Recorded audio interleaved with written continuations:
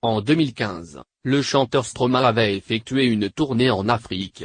Il avait dû prendre un traitement antipaludéen, le Lariam, qui provoque de sévères effets secondaires.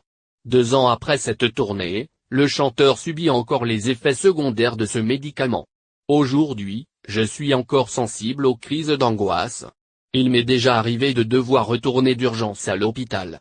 J'ai peu de regrets dans ma vie, mais, si je pouvais revenir en arrière et éviter de prendre du Lariam, je le ferais sans hésiter, expliquait-il il y a quelques semaines pour Marianne.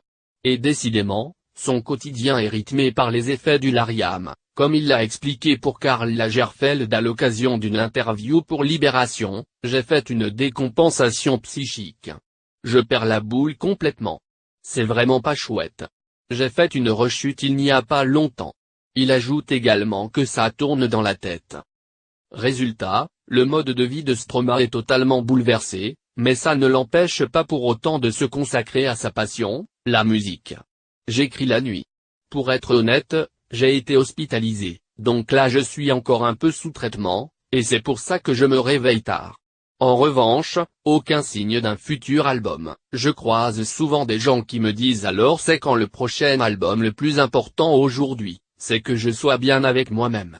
Il faudra attendre donc que Stromae soit complètement soigné avant de pouvoir espérer un retour sur les ondes.